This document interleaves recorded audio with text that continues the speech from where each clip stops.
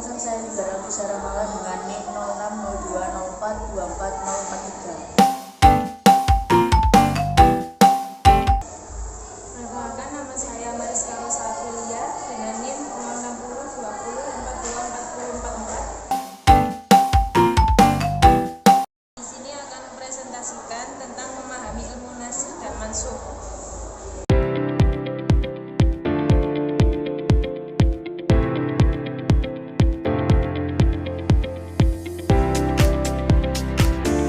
Di sini saya akan menjelaskan latar belakang.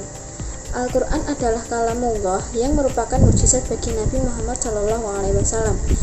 Al-Quran merupakan petunjuk bagi umat manusia untuk mencapai kebahagiaannya di dunia maupun di akhirat.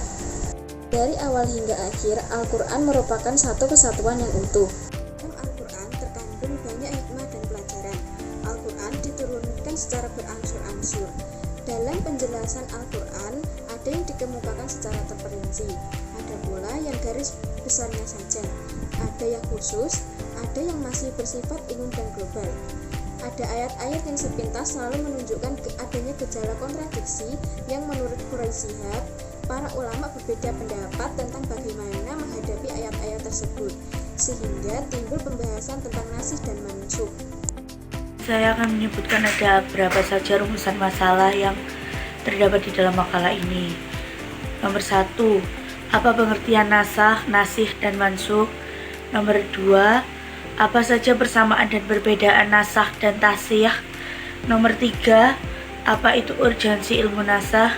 Dan yang ketiga, terakhir, apa saja macam-macam nasakh dan jenisnya? Dengan dibuatnya rumusan masalah tersebut ada juga tujuannya, yaitu untuk mengetahui pengertian nasakh dan mansukh. Yang kedua, untuk mengetahui persamaan dan perbedaan nasakh dan tasykh. Yang ketiga, untuk mengetahui urgensi ilmu nasakh. Yang keempat, untuk mengetahui macam-macam nasakh dan jenisnya. Di sini saya akan menerangkan tentang pengertian nasakh, nasih, dan mansukh. Yang pertama, nasakh secara bahasa artinya menghilangkan, menghapuskan, memindahkan, menulis. Ibnu Qudamah rahimahullah wafat tahun 620 Hijriah menyebutkan definisi nasakh dengan menyatakan menghilangkan hukum yang ada dengan perkataan atau dalil yang dahulu dengan perkataan yang datang setelahnya. Yang kedua, nasih artinya yang menghapuskan, yaitu dalil Alkitab atau As-Sunnah yang menghapuskan hukum dalil syar'i atau lafadznya.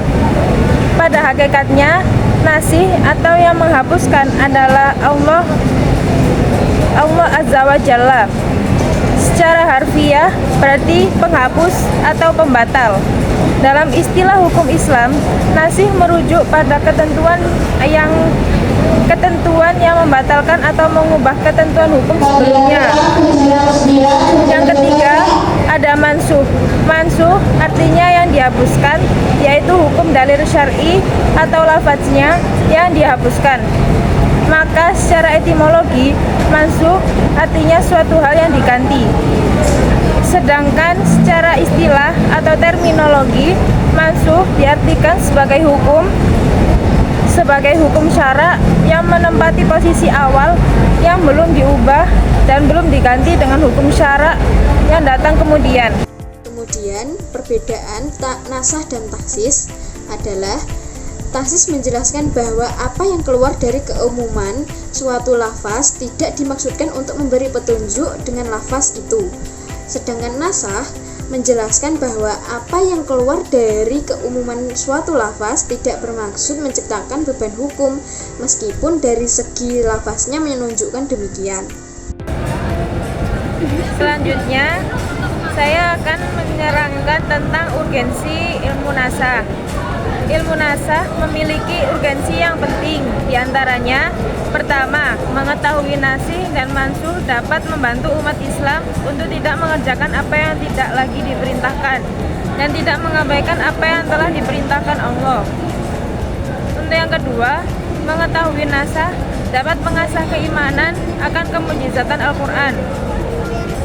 Yang ketiga, mengetahui nasakh dapat Mengetahui nasah dapat menunjukkan bahwa syariat Islam yang diajarkan Rasulullah adalah syariat yang paling sempurna.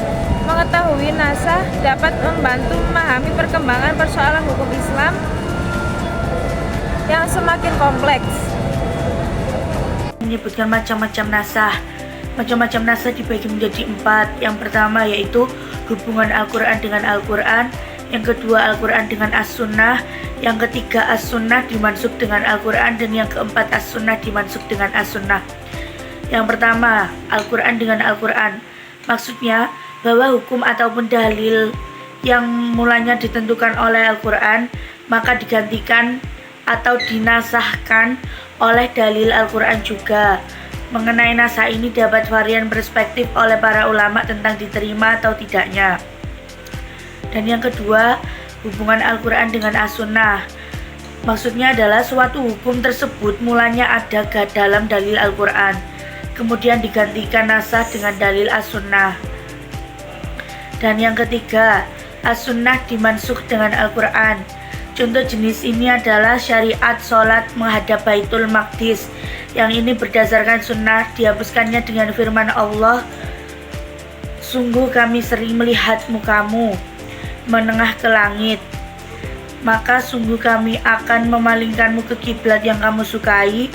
Palingkanlah mukamu ke arah Masjidil Haram, dan di mana saja kamu berada, palingkan mukamu ke arahnya. Dan yang terakhir yaitu As-Sunnah dimansukh dengan As-Sunnah. Contohnya adalah sabda dari Nabi Muhammad SAW, dahulu aku melarang kamu dari berziarah kubur, maka sekarang hendaklah kamu berziarah kubur.